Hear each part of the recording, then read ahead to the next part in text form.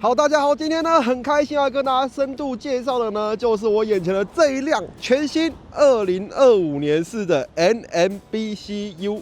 那这辆车呢，我把它借出来1个礼拜进行长时间的一个长途体验。好，那首先呢，车头部分同上一代，很可惜就是方向灯依然没有整合进去它的下面这个日行灯里面去。然后呢，日行灯的样式或是大灯样式呢，也没有做改变。不过这一次呢，它的大灯加入了远近灯同时亮的功能，不会像以前一样，你开了远灯之后，近光灯就会熄灭，车头呢就有个暗角出现。这一次呢，远近灯终于可以同亮了。另外呢 ，H 壳的部分，据信啊，有些拆过的人表示说 ，H 壳的后面好像也有做一点点强化。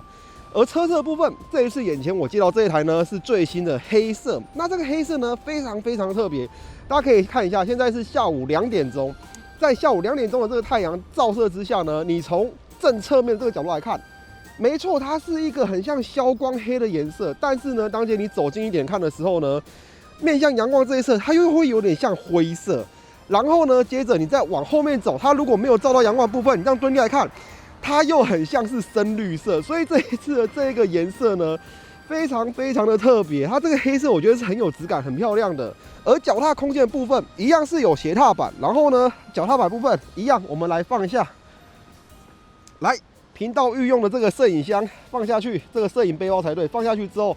空间还是非常的大。旁边这边有改变的地方，就是它这一次的这个 USB 充电呢，从旁边的这个位置换到了中间。那换到中间这个位置，今天我一整天的使用下来，我觉得是还算蛮不错、蛮就手的。像我的黑轮手架装在这边。线就直接拉上来就可以了。在上面呢，也是这一次改版的重点之一，就是它的全彩的液晶仪表板。这个呢，它并不是 TFT， 而是一般的传统液晶。那么它在发动之后，当我们看到底下这边会亮一个绿色的转速表。我觉得它这个仪表板的排列跟样式组合呢是非常好看、非常帅气的。我个人是很喜欢这样的一个仪表排列，而且我甚至觉得呢，这一次 NMBCU 它的仪表改变之后呢，已经超越我自己的 DRG 2代，我比较喜欢这个仪表板。好，那接着我们来看到后面的部分，在后面的部分，我们把车厢打开，一样有 NMBCU 非常引以为傲的大车厢空间。那这车厢空间呢，在我借回来这段时间来使用，也是非常的方便。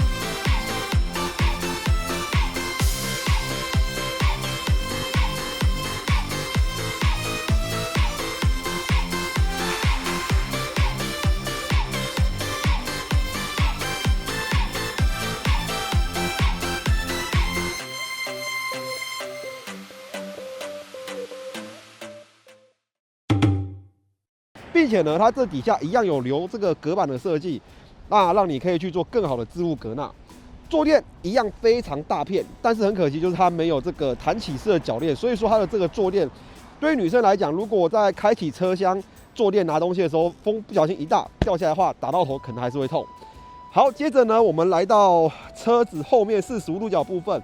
一样没有什么变。那尾灯的部分呢，也是没有做修改。后方向灯的部分呢，也是没有做修改。接着我们来到车辆的左侧面这边，这一次的另外一个改版重点呢，就是它的整个动力单元已经更换成了 DRG 2的动力单元了。不过呢，它并没有加入可变的这个进气系统。那在动力上的表现怎么样？等一下上路我会跟大家分享。所以整体来讲呢，这一次 NMBCU 啦，它算是一个小改版，但是它是变动幅度稍微比较大的小改版，因为它的动力单元已经更换掉了。并且呢，有针对消费者的一些回馈去做一些提升跟细节的设计调整。不过呢，它并没有在外形上面有一个很大的更动，或者在它的骑乘姿势啊、骑乘三角，甚至是产品定位上面有做出任何的改变。所以这一次我们就主要来做一个长距离的还有上路的体验，来跟大家分享一下这辆车它改了动力心脏之后到底有哪些差异。OK， 那现在呢我们就上路体验吧。好，然后现在呢，我们准备来进行 AMBCU 的上路体验。那从刚刚的画面大家可以看到，它的车厢其实相当的能装，就是你可以放得下一顶全罩帽，然后你还可以放下一些杂物，真的是非常能装。那接着我们一样来取驾车。取驾车的部分呢，就跟上次差不多，就是它的中柱非常的省力，就算是女生呢，你也是可以很轻松的取驾车。那前几天我老婆有骑这台车，她还是可以很轻松的独立完成取驾车。牵车的部分呢，我觉得也算是还蛮轻松，跟我 DRG 差不多。那跨坐上车，我身高172，两只脚基本上前面1/3都可以放在地上。好，那现在呢，我来买饮料。大家可以看到这边我要讲的另外一个点就是，它的这个挂钩啊，相当的方便，就是饮料这样挂下来，它这边刚好有做个角度，所以饮料可以刚好垂下去，它就不会卡到。那它的这个挂钩设计，我觉得是比我的 DRG 还要来得好。但是呢，在这边呢也有一个小问题，它的这个饮料杯架，它放一杯饮料没有问题，这样子它放进去没有问题。可是放2杯呢就没办法啊 ，DRG 它那个手套箱的杯架空间是可以勉强挤2杯的。那再来一个就是它的这个杯架空间的深度啊，我觉得是比较浅的。所以像如果你是放保温瓶，你自己的那种星巴克保温瓶之类的话，那遇到比较大，它可能是会有几率跳车的。好，那接着呢，在市区骑乘感觉的部分，我觉得 AMBCU 在改换上 DRG 的动力单元之后呢，在市区的骑乘表现，中转速域的差别会比较明显。跟旧版相比，我觉得它的中转速域好像会比较活泼，它的动力比较饱满一点点。不过跟 DRG 的输出相比呢，它又会变得比较线性一些些。我不知道是不是因为它有做一些调整，然后取消了它的可变的进气道的设计。那它在整个市区像这种小路转弯，然后吹油门，它的整个灵巧度其实都相当不错。前天呢，我在市民大道上下班时间车流很多，这样走走停停。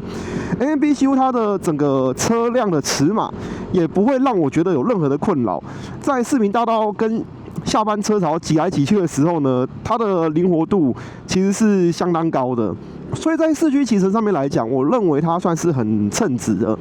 那我比较想要跟大家分享，就是它的这个仪表板真的是好漂亮。晚上在市区骑乘的时候呢，仪表板的辨识度真的比旧版的提升很多，而且看起来那个赏心悦目的感觉啊，真的是非常的棒。那我觉得它的这个设计啊，比我 DRG 的龙脊好看，而且它的就是黑底，然后绿色跟白色的搭配，它就是一个很棒的高反差的感觉。也就是说，它的整个仪表板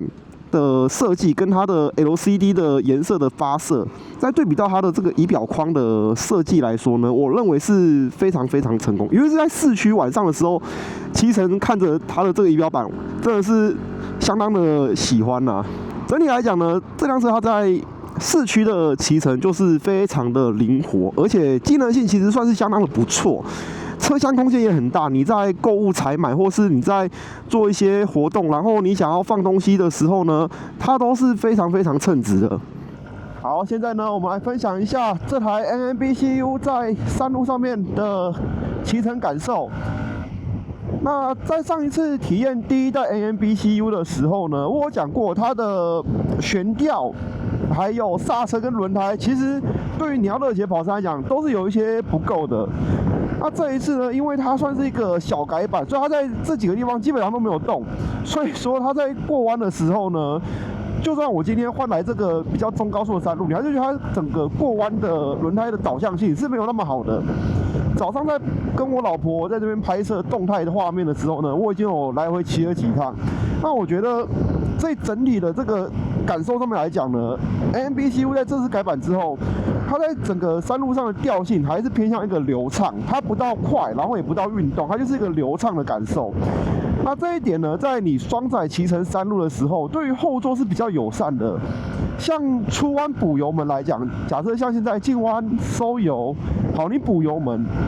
那我们看它就是顺就出去了。那如果是 DRG 的话呢，它的整个推力在低速扭力，它的推力是会比较强的。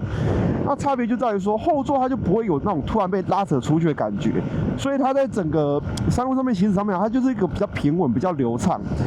然后呢，它的整个悬吊跟刹车的感受基本上就是跟前一代差不多。那我觉得，如果说你入手这台车，你常常会去出游跑山路啊、跑露营区的话，我会建议你先把轮胎做一个升级。这条轮胎在山路上面的这个导向性来讲够用，可是呢，我觉得如果说你常常跑的话，还是把它稍微升级一下好了。如果你真的不知道该去买什么轮胎，要升级什么轮胎的话，你就直接跟车行讲说你要买 DRG 的原厂轮胎，就是 R1N。那我觉得这样子换过之后，它在整个山路上面骑起来的这个顺畅度来讲，就会更棒了。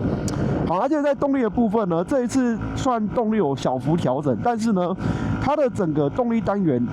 它在调整上面还是比较偏向舒服长途取向，所以它在中低转这个扭力啊，它就不会像 DRG 这么的明显。DRG 的整个引擎的设定，它在出弯之后那个冲的感觉，很明显的是比这台 AMB 好的。那这台车呢，它在整个引擎输出的感受上面来说，它就比较着重在全速域的一个调校。所以说你在骑它的时候呢，在山路上面，基本上你就是慢进，然后快出。那掌握这个诀窍呢，车子骑起来就是很舒服。可是你不用想说它骑起来就是会非常的冲啊、运动化什么的，这些你也许都要透过后续的一些改装跟调整，它才可以满足你这方面的需求的。那么在看完市区跟山路的体验之后呢，接着我要来跟大家分享一下双载还有就是长距离的一个心得感想了。那首先在双载部分，这一次一样请到我老婆来当后座，并且呢我们进行了双载的体验。那老婆给我的心得感想还有回馈，就是说这辆车对比于 DRG， 它真的还是舒服很多。尤其是在它的后座的面积上面来讲呢，它后面不但有做一个麂皮的止滑，而且它的后座的面积非常大。那再加上前座的这个椅垫面积也是非常足够，所以说就算像我一样这么大只的骑士坐在前面呢，它依然是可以很舒服的待在后座。也就是说，前后座两位骑士都有蛮足够的空间。那再来一个点呢，就是当今天你把这个中柱给放下来的时候，你会发现 AMBCU 你从侧面来看呢，它的这个椅垫的角度是比较平的，相比于 DRG 它是比较上翘的设计来讲呢 ，AMBCU 在这一方面，它的整个乘坐的舒适度跟它的角度就会比较好一点点，它就不会有像 DRG 那一种你急刹的时候后座会往前去挤到前座的这个问题发生。那当然，对于有些比较在恋爱初期、暧昧萌芽阶段的人来讲，这可能会是一个小小的缺憾，就是没办法体验到一刹车后座心仪的对象直接靠在你身上这种感觉。不过，对于我们这种老夫老妻来讲呢，这是一个非常大的好处，而我老婆呢也非常喜欢这一点。那再来呢 ，AMBCU 还有一个点是在双载的时候，我老婆很喜欢，就是它的飞旋踏板。这个飞旋踏板呢，虽然我觉得它的这个扣住的机制啊，有点难用，就是它这边的这个扣出来的这个弹簧力道感觉没有很强，把它锁定住，所以有时候你在靠回去的时候呢，要有点技巧才可以一次到位。那但是呢，它这个后座脚踏的面积，还有它的这个角度，跟它的止滑性，我老婆都觉得比 DRG 还要来得好很多。所以在后座承载的舒适度上面，还有后座置脚的一个舒适度跟它的姿势上面来讲呢，AMBCU 都会非常的适合你有一个双载的需求。那就算你不做双载的使用，它后座的面积呢也足够你去放一些出游要用的行囊。而在长距离巡航的表现部分，大家可以看到这辆 AMB 呢，目前已经沾染到了一些尘土脏污了。因为在前几天呢，我把它带去北海岸进行一趟长距离的骑乘，而在前面一天，我还有去台北市参加 TTLBT 的发表会。所以在这2天的骑乘里面呢，其实一共累积了大概300公里的使用里程。第2天北海岸的骑乘当中，我是先骑完 TTLBT， 再混回来骑这台 AMBCU， 两者的感觉，我觉得他们是在架构上有一些概念是很相近的，就是他们对于骑士放脚的空间呢，都是相当友善。以这台 AMBCU 来讲，如果说你在郊区做长距离的巡航的话，你的脚不但可以放在斜踏板，也可以采用一个正立的坐姿。而它的这个斜踏板的角度呢，我个人是认为它设计的相当不错。所以我的脚呢刚好放上去的时候，脚跟有地方可以抵住，那脚的前脚掌也有地方可以做支撑。在长距离骑乘的时候，如果你是在郊区，像北海岸这种环境的话，你骑个100公里，大概都还不用下来休息啊。如果说你是在市区走走停停的话呢，我觉得大概骑个30-50公里才会开始有一些疲劳感。